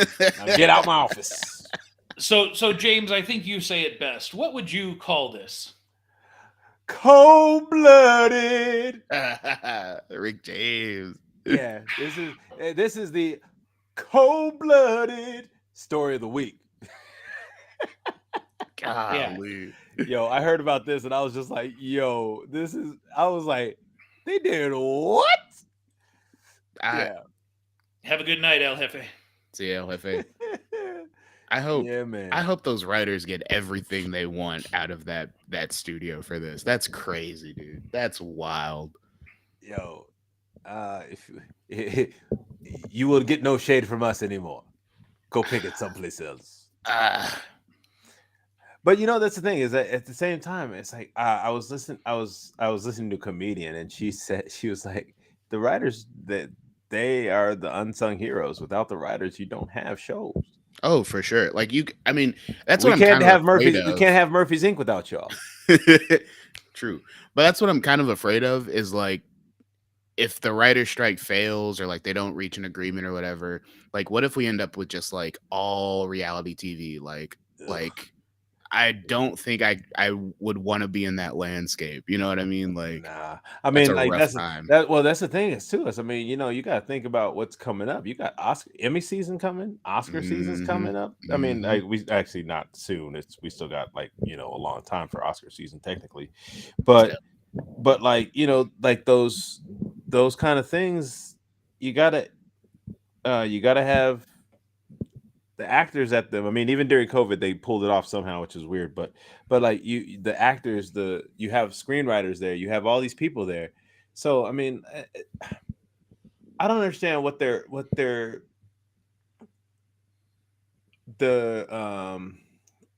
what are they not giving the writers that the writers are asking for? Like, you do realize without them, you don't have a product. Yeah, I think it's just a money dispute, if anything, if I remember correctly. But the thing is listen, if the cast of Friends was getting $1 million an episode, yeah, which I find redonkulous, but I mean, the show is very popular. The only reason I didn't really watch it, there was like no black people anyway. It's just living single. Oh, she said what she say? She said, Jenny says, that's when you start watching Korean. That's when you start watching. Hell yeah, dramas. Jenny. You right? Yeah, I'm gonna jump on that bandwagon. But you know, like I'm saying, I think it's just it's if they're not asking for anything ridiculous, if they're just asking to be treated fairly, they're asking for a wage that is reasonable. Yeah, but I just pulled it up. Making millions of dollars off of their work. That's like when they weren't given. That's when, like, college athletes weren't making any money. Like, they couldn't make any money off their likeness. It was like, you guys are making billions of dollars off of these kids. They can't use their likeness for anything. I just looked it up. So it looks like they're trying to negotiate better terms for like streaming, because they don't get paid like anything for when a show goes to streaming now, as when it was TV, they were getting syndication rights. Right. But now the money for syndication, now it's streaming. Yeah, and they're also upset about the possibility of AI getting used to write shows, which is a big problem. So they're trying to get clauses that say, you know, human writers and stuff like that. So I feel it. There's a lot going on. That should just kind of be and we already put that up there, Mark. Sorry.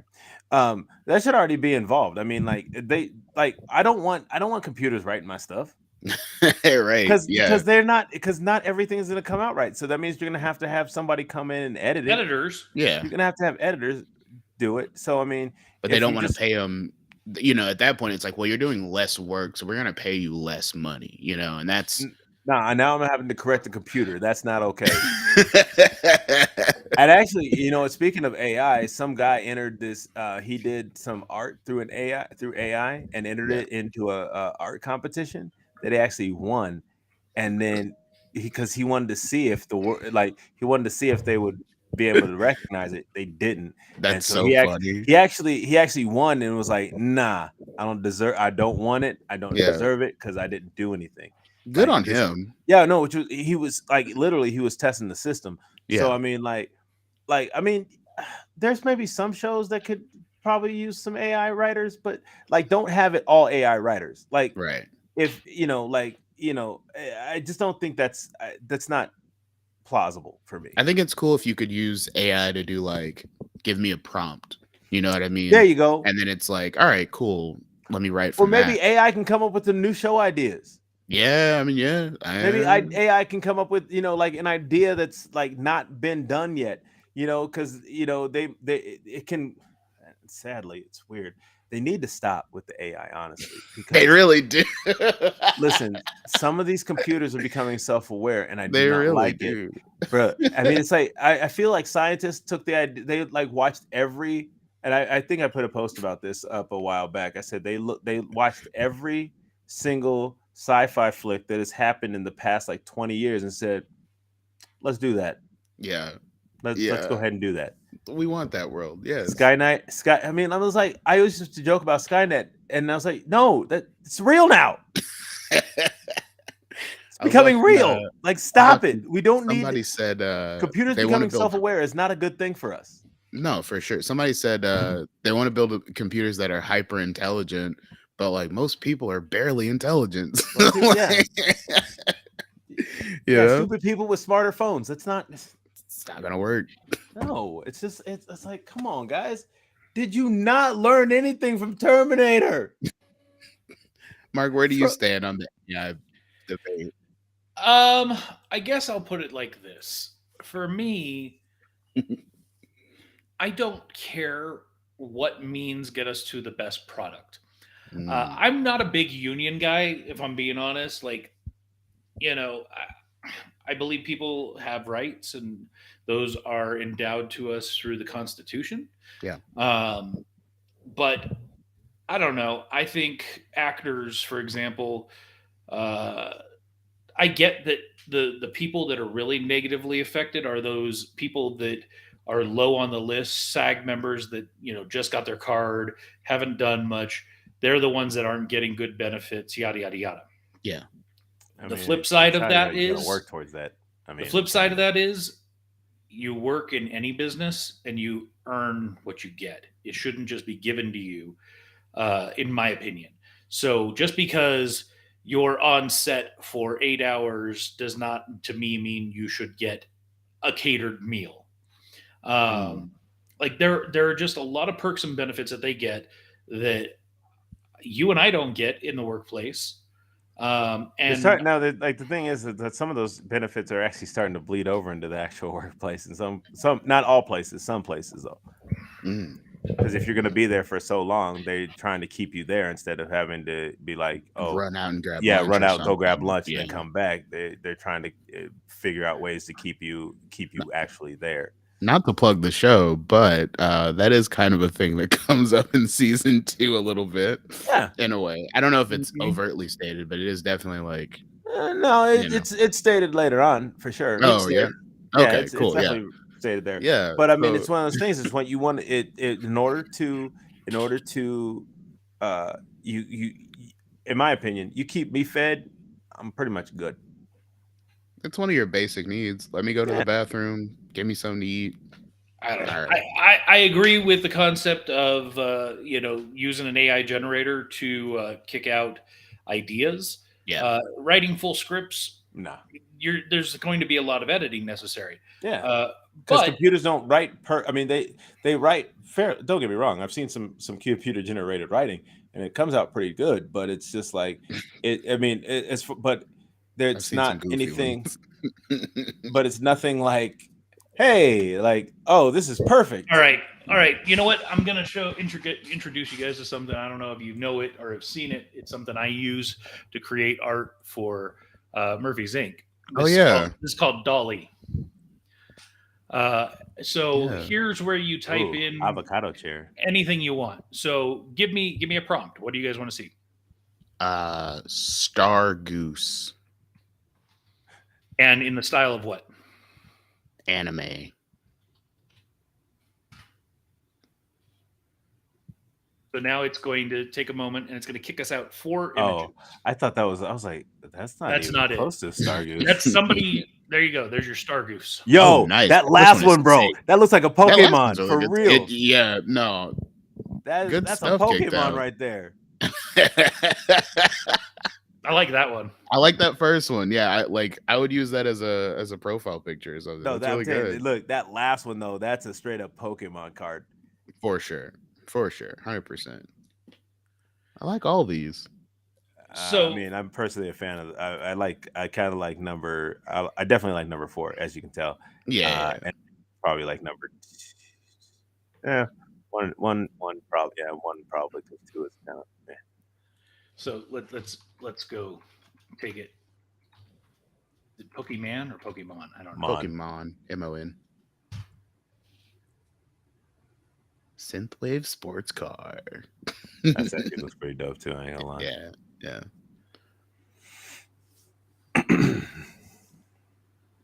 Yeah, that's definitely more. I mean, Yeah. at least the last one again. That's another one. Actually, the first one and the last one are pretty much what. Right? Yeah. Star Goose. Yeah. I love it. So yeah, I use this a lot for trying to create art for Murphy's or to like get inspiration. And so, this is some of the art that kicked out on one of the arcs that I was looking into, and I'm not You going were to showing me this. Yeah. some of this is just absolutely ridiculous, right? And not at all what I want. So, but that's the thing, right? The more information you give, so the more detail you give, the better you'll get. Yeah. So yeah. So let me ask you, if we're probing deep on this AI issue, right? Mark, you said that you're for whatever gets us the best results like as quickly as possible, right? Yes. So like let's say we live in a society where AI is the norm and it can do like most jobs, right? Like AI and robotics can do like damn near anything. Would you be for a universal wage? No. But if all the jobs are taken by machines, what do you do? I think Go back to the barter system. I like the barter system. I don't disagree with that. I think that there will never be a point where robots are able to 100% run everything. There will always be a human need. Flash forward to let's go like 50 years from now. 50 years from now, you're going to have robots making hamburgers at McDonald's. You already have that today, right? Yeah. But who fixes those robots when they break down? Soon the robots will figure out how to fix themselves. There'll be robots. I'm looking forward to the Mega Man. Who will fix those robots that know how to fix the McDonald's broken robot? Those robots won't get broken down. See again. You have to be realistic, right? Yeah. You can't just say there will always be the robot to fix the robot to fix the robot to fix the robot, and there will always be a need for creating. You look at the Star Trek universe, for example. They got to the point where money became obsolete and people could focus on doing greater things for themselves, such as exploring the stars, such as becoming artists and doing things of that nature to find other outlets to be creative.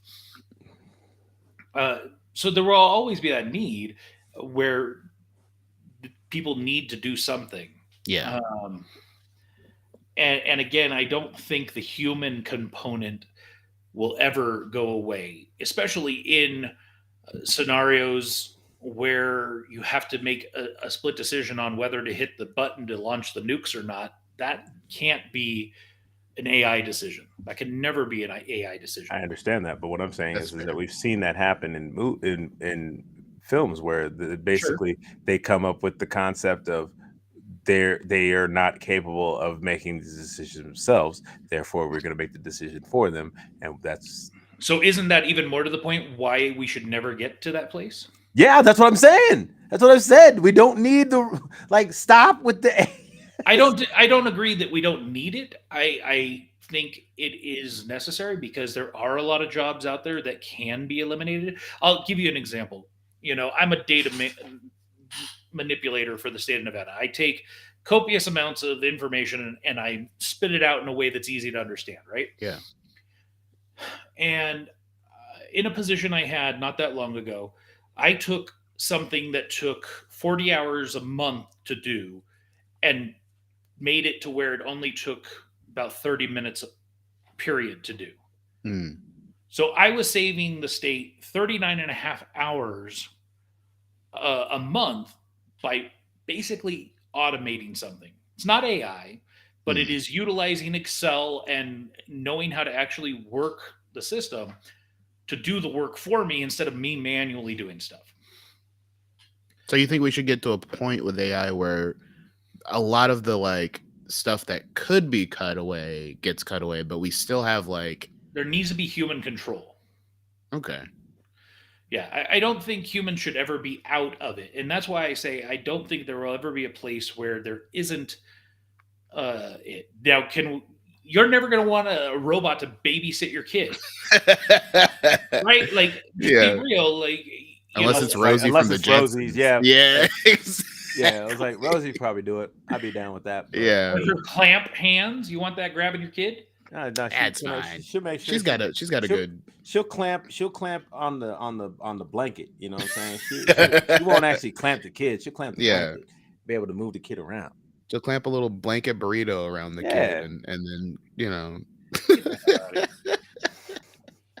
Anyway, Hey, Yeah, Rosie, you want to go yeah. in there and get Rosie? You want to go in there and get that diaper for me? She ain't got no smell. yes. And which Jetsons character are you? Oh, actually, we don't exist in the Jetsons world. That's right. Oh. So Oof. Yeah, we didn't exist in the past, and we barely don't exist in the future. Ouch. what past? The Flintstones. Flintstones take Yeah. place after the Jetsons. What? But bro, no, it does. No. I have you- serious Modern questions. Stone Age family. The Jetsons came out after the Flintstones. Sure. What does that matter? It The doesn't make- Flintstones is a post-apocalyptic world. Now he's just being stupid. Look it up. Look it up, Tara. I know you are. I'm looking it up. I always look it up. The Flintstones take place after the Jetsons. No, because The the Jetsons, dinosaurs all of a sudden came back. the Jetsons ruined the Earth. That's why all of their places, their houses, and everything are up in the clouds. Well, that's the thing. Is like in the Jetsons movie, when the bird wakes up, it's like, and the building has to raise. Mm-hmm. But what I'm saying is that doesn't make sense for like where did dinosaurs come back from? It's just evolution It's just cycles. de-evolution. over time. Stones. In my head canon, it would just be like the Futurama thing where Professor Farnsworth like finds a sample and he starts cloning them again. Like Jurassic Park meets Futurama meets the Jetsons. That's how we get the Flintstones. Well, and so you also look at Futurama as a good example. Crap cars. Post-apocalyptic future. Huh. That's some fan theory. It's definitely a fan theory, but it's a fan theory I could get behind. I don't That's know. like the whole thing with Rugrats. Like they said, like Yeah. Rugrats, all the characters, Angelica's the only one that's alive. Everybody else is dead. And Listen, if you can give me enough evidence for a fan theory, I will make it my head canon. That's fine. That's fine. don't let that be in your head canon. It's too late. Don't It's let too it. late. No, Already, the no, no. seed has been Don't. placed. Listen, seeds don't have to get watered all the time. You're not wrong. That's funny. Seeds Yeah. don't have to get You're watered. right. Cactuses don't need a lot of water. Cactuses are a fungus.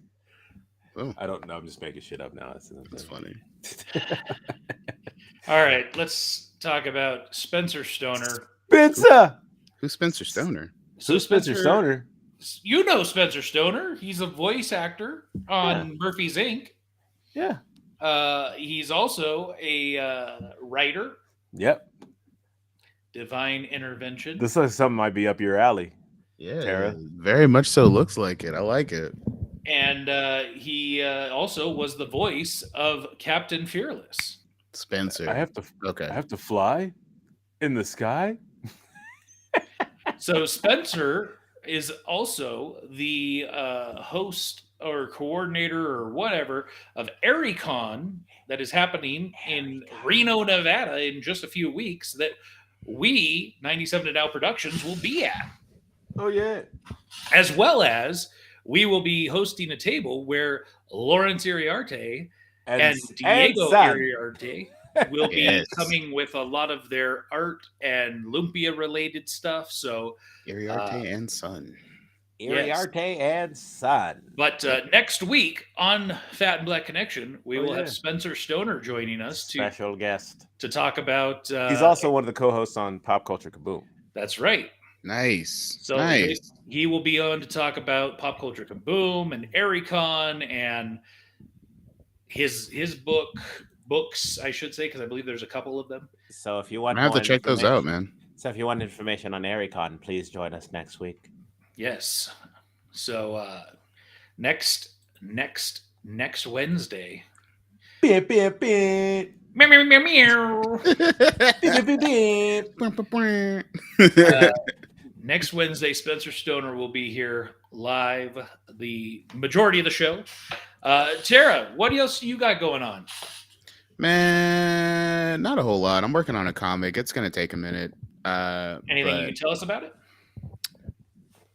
No. I mean, it's if you ever see me on social media, aside from one place on social media, my profile picture is going to be the main character. I had it drawn up by a very talented friend of mine, and it's one of those things where like it's one of those things that's just been slow cooking in my head for like a couple of years now, and it's just been hard to like, it's like chiseling a statue from marble, like Michelangelo said. I just hammered at it until I set the angel free. It did it kind of fast. Actually, I was going to tell you what I told a friend of mine the other day, because he said that he's having an issue because he's having a hard time writing right now. And at least he's getting that motion back because he didn't have it for a little while. But he was having a hard time writing. And I said, yo, just go get a dictaphone.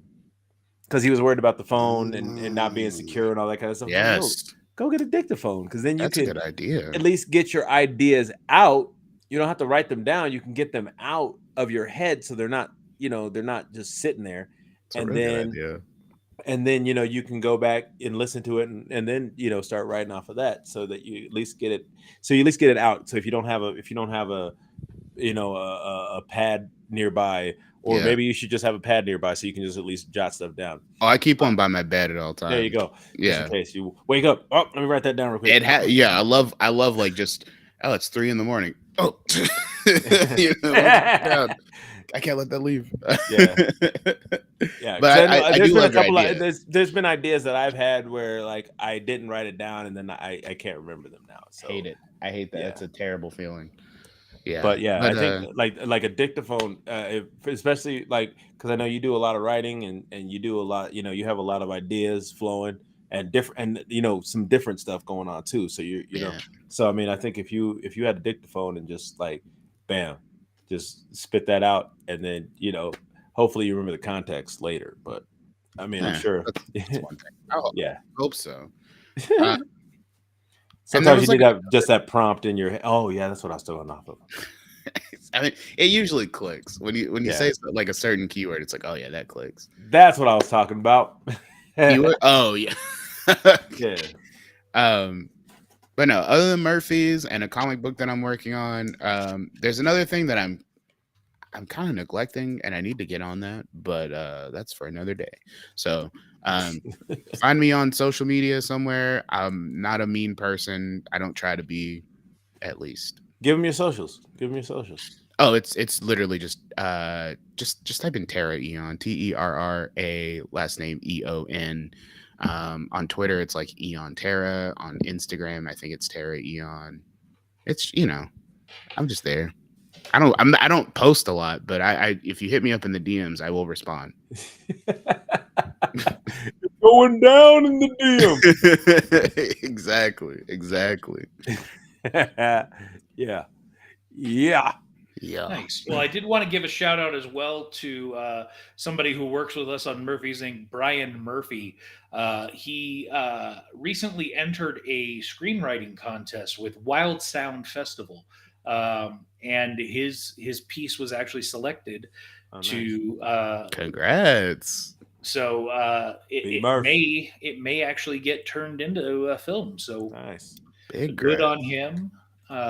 Congratulations, Brian Murphy. That's so cool. Wild Sound Festival. This is a daily film and screenplay festival in Toronto, New York City, Chicago, and Los Angeles. Um, Daily? it says daily film and screenplay festivals in Toronto, New York. Daily for like a certain period of time, or like I'm not okay. Let's see. I went to their about page. Weekly Film and Screenplay Festival, showcasing the best of new talent from around the world today. Film Festival. Screen the best of short films from around the world while maintaining the audience feedback format at our weekly festivals in 4 cities. The only festival in the world that makes the audience the main character. We show over 50 short films from around the world every single month. Okay. Search the site and watch. Screenplay Festival. Full feedback on all entries. Get your script, novel, short story, or poem performed by professional actors. At least 25 performance videos and movies made a month. so it is a constant thing. That's pretty cool. Make that a series, therefore you don't have to. Is there cash prizes if your stuff is picked, or is it just? It doesn't say. Didn't say, so Oh, okay. I don't know. That might be something I'll look into for real. That sounds really Yeah, cool. There you go. Yeah. Something Okay. else, baby. I need to my main problem is Get that like exposure. my ADD brain does not give me enough time in the day to like get anything done. You know why? It's because you need a drink out of this Oh. fine whiskey glass. That is I a think fine that'll- I glass. think that'll make it even worse. Is that a branded glass? Oh yeah. And you know what goes well with that What you is doing there? a branded shirt. Going Is down that in a the DMs. branded shirt? That is a yes. Well, That and is I a guess nice looking shirt. I guess you could always just get the hoodie if you prefer. That's more my style. Yeah. Yeah. Why That not is a- wear the that is a actually you know what? branded I'll hoodie. wear the hoodie over the shirt, and then I'll when I get Be somewhere drinking. hot, I'll take the hoodie off and I'm still repping Right. the show. Yeah. Right? Yo, I'm not gonna lie. I've seen a lot of people come to the airport. They have hoodies on, and I'm like, tell me you were not wearing that outside. Please tell me Well, where you guys live, yeah, no, for sure. You were That's not wearing crazy. that Where outside. he lives, he's in Where- Vegas where it's like 100. Yeah. Oh, is that still the current temperature? Hold up. In the plane, it makes sense. On the No, plane, it on the makes plane, sense. yeah, it definitely makes sense. You know, According to now, not in that desert heat. it said, oh, I guess it's like around 101. That's still 101 at 10 p.m. That's still crazy. Yeah, that's Oh, it crazy. dropped that. Sorry, 99. Oh, much So better. it's Much Out better. of triple digits. much more doable. Way better. I'm gonna need some pants. It's getting cold out there. Whatever. This is the guy that keeps his thermostat at 86. I mean, compared to 100 You. degrees, that's No, I a don't. breeze. Why is it 75, family? You 75. told me, I asked you before, and you were like, oh, yeah, I keep it at like 86. No, I've never kept it at 86. Compared to I 100, think 86 would I still think be- the one when I was over at Echo, the apartments that I was at before I got the house. I know that thermostat was weird. So it was like it was still freezing, and it was like it said 80 something. And I was like, I don't understand how this works.